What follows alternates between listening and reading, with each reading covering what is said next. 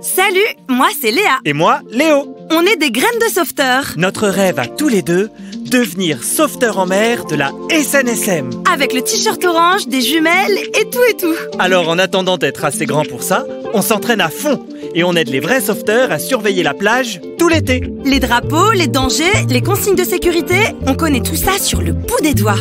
Dans ce podcast, on va tout te raconter pour que toi aussi cet été, tu puisses profiter de la plage en toute sécurité. Et dans cet épisode, des conseils pour s'initier à la navigation.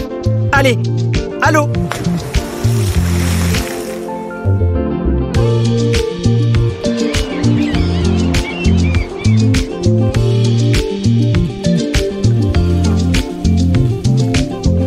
Graines de sauveteurs, un podcast proposé par la SNSM et l'Acme Productions.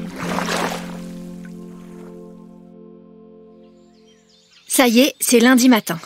Léa et Léo sont en route pour leur premier jour de stage. Depuis qu'ils sont tout petits, ils s'inscrivent chaque été pour une semaine au club de voile et découvrent les joies des sports nautiques. Bébés, ils ont commencé par les petits moussaillons, l'apprentissage du milieu marin, en allant sur l'eau par petits groupes de 6 avec un moniteur dans un canot à moteur. Ensemble, ils ont appris à remonter les casiers, observer les homards, nourrir les mouettes, regarder à travers la mer transparente afin d'apercevoir ces trésors sous-marins. Puis, ils ont fait de l'optimiste, du laser, du kayak, de la planche à voile et du paddle, quand il n'y avait pas de vent. Cette année, ils sont plus grands et vont enfin goûter aux joies du catamaran. Les deux amis se complètent bien. Léa aime tenir la barre, alors que Léo sait faire du rappel qui l'amuse. Se pencher au max pour permettre au voilier de glisser le plus vite possible. Voici venu le moment de faire connaissance avec leur moniteur. Bonjour, je m'appelle Loïc. Je vais vous apprendre à gérer votre bateau. Hisser les voiles, border et choquer la grande voile. Puis, comment sortir de la baie par le chenal, c'est-à-dire le passage sécurisé qui permet de quitter la baie et d'atteindre la pleine mer. N'oubliez pas vos casquettes, lunettes et bien sûr de vous tartiner de crème solaire, car sur l'eau, on brûle très vite. Bon, tout d'abord, vous allez vous présenter. Chaque stagiaire prend la parole. Il y a Thierry et Philippe, deux Parisiens, qui n'ont pas l'air très expérimentés. Hugues et Rose, un père et sa fille d'une 15aine d'années. Un couple, Paul et Emma. Et bien sûr, Léa et Léo, pas peu fiers d'être avec des grands. Chaque participant va chercher une combinaison. Et ce n'est pas une mince affaire. Le lundi, c'est votre jour de chance. Le matériel a séché pendant le week-end. Sachez l'apprécier, car demain elles seront humides. Pas le temps de sécher en une journée. Oh là là.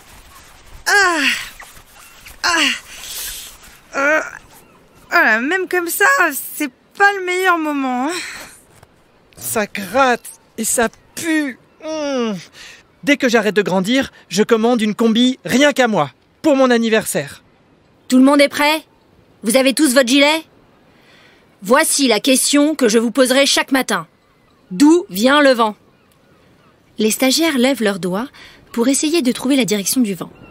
Thierry prend un peu de sable dans sa main et le lance devant lui. « Pouah !» dit-il, en le recevant en pleine figure. Tout le monde rigole. Bravo! Le vent vient de la terre. Le plus simple est de regarder les bateaux amarrés. Ils sont toujours nés au vent. Alors, le vent de terre, c'est le plus dangereux pour naviguer. Vous allez quitter le rivage direction le large, très facilement, sans tirer de bord. C'est-à-dire que vous allez filer tout droit, et vite. Le piège, c'est le retour. Car vous aurez le vent dans le pif. Il va vous falloir faire des zigzags, éviter les bateaux ancrés dans la baie, les éventuels baigneurs, ainsi que ceux qui pratiquent d'autres sports nautiques. N'oubliez pas que les voiliers sont privilégiés par rapport aux bateaux à moteur. C'est à eux de s'écarter. Ils sont plus maniables. C'est votre premier jour. Vous allez devoir redoubler de vigilance et, très important, ne pas surestimer vos compétences. Léa et Léo, comme vous avez déjà navigué, vous partirez les premiers. Les autres, vous essaierez de les suivre, de bien regarder où ils empannent et pour le retour, là où ils tirent des bords. Léa et Léo sont fiers d'être cités en exemple. Léa s'assoit près de la barre tandis que Léo pousse le bateau. Il monte à côté de sa coéquipière. Et les voilà partis. Il faut être très vigilant. Même si les baigneurs sont interdits dans le chenal, il peut y avoir certains nageurs imprudents qui s'y aventurent. Et puis, il y a les autres bateaux, à voile ou à moteur. Léa est super concentrée. Léo lui indique les obstacles. Attention à l'optimiste. Relève le safran. Boot flottant à tribord. Là, le cordage qui flotte à la surface. Un paddle à bâbord. Une fois sortis du chenal, ils laissent derrière eux les marques de balisage latéral, entrent en pleine mer et peuvent vraiment commencer à naviguer. Enfin. Léo s'installe. Il fait très attention de bien accrocher le câble de rappel à son harnais, sinon c'est le plouf assuré. Quel pied! Ça glisse tellement bien qu'ils en oublieraient le retour qui risque d'être laborieux. On empanne maintenant, Léo. Attention, rentre sur le bateau. Ok, capitaine. Paré à empanner? Paré. On change de côté avec le vent dans le dos. Et zoup! Bon, maintenant, on tire des bords. À peine ont-ils fait leur manœuvre qu'ils voient l'équipage de Thierry et Philippe foncer vers le large. J'espère que personne ne les attend pour le déjeuner. Ils ne sont pas près de rentrer. Loïc devrait avoir un lasso pour attraper les bateaux qui se prennent pour des chevaux sauvages. Oui, bonne idée. Attention Léa, un rocher qui affleure. Léa réagit vite et esquive le danger. Merci Léo, je ne l'avais pas vu. C'est marée descendante. Les cailloux pointent le bout de leur nez. Paré à virer? Paré. Oh Léa, regarde, l'aileron là-bas. Qu'est-ce que c'est? Un requin? Mais non, c'est un poisson-lune. Oh Léo, regarde derrière.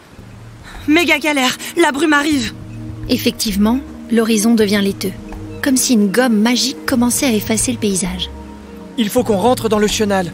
J'espère que Thierry et Philippe ont fait demi-tour. On ne voit plus rien quand la brume s'installe. Le vent tombe et il fait froid. C'est dingue quand même.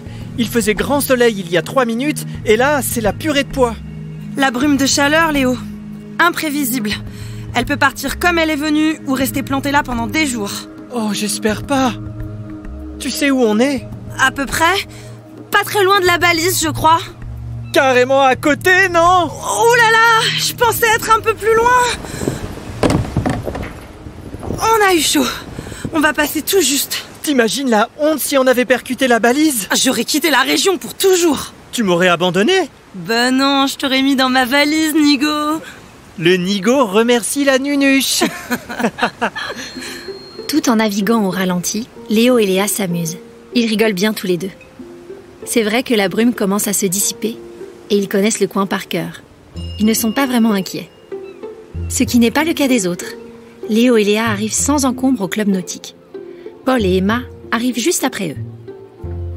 Heureusement qu'on vous a suivis. Vos rires nous ont guidés. Savez-vous où sont les autres? Nous sommes là, Disent Hugues et sa fille Rose. On a eu du mal à partir. Nous étions près du bord quand la brume est arrivée.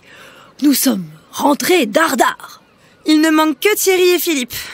J'espère que Loïc est parti à leur recherche. Sinon, ils doivent être en Angleterre.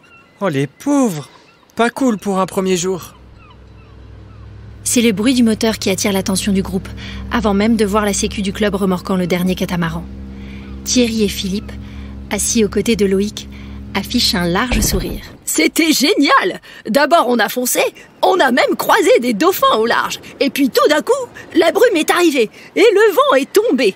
On a essayé de virer, mais on était complètement perdus, Raconte Thierry, en descendant du bateau à moteur. Mais on a eu une super idée. On a mis la musique à fond sur nos téléphones. Loïc continue. Je n'étais pas loin. Alors quand j'ai entendu la musique dans le brouillard, je me suis douté que c'était pas un concert organisé pour les mouettes. Vous avez tous bien réagi. Et c'est le plus important. On verra demain ce que la météo nous réserve. La leçon du jour est que les éléments sont toujours les plus forts. Rester vigilant, ne pas perdre son sang-froid et ne pas prendre de risques inutiles sont les bases pour naviguer en sécurité. Et rappelez-vous qu'il est bien pratique d'avoir un compas avec soi en cas de brume, un peu comme une boussole. Il vous permettra de vous diriger en donnant une direction par rapport au nord magnétique.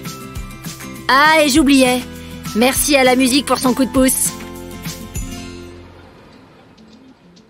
Et n'oublie pas Quand tu pratiques un sport nautique, de toujours porter ton gilet de sauvetage. de choisir un parcours adapté à tes capacités. Et de toujours te faire accompagner d'un adulte. Avant de partir, Demande à un adulte de se renseigner sur la météo. des bulletins sont diffusés à heure fixe sur le canal 16 d'une VHF. Ou depuis un téléphone mobile. Attention, sur l'eau, Un coup de soleil ou une insolation est vite arrivé. porte un chapeau, Des vêtements longs des lunettes de soleil. et tartine-toi de crème solaire. Emporte avec toi un moyen de communication pour prévenir les secours. Au 196 par téléphone. Et via le canal 16 sur une radio VHF. Attention, Tu ne peux pas partir à l'eau n'importe où. il y a des zones spécifiques pour les loisirs. Et d'autres pour les sports nautiques. Graines de sauveteur, un podcast de la SNSM écrit par Lily Scratchy, avec les voix de Léonie Pinjot, Célia Rosich et Baptiste Raillard. À bientôt. Et Bonne baignade. Tu peux retrouver Léa et Léo sur le site www.grainesdesauveteurs.com.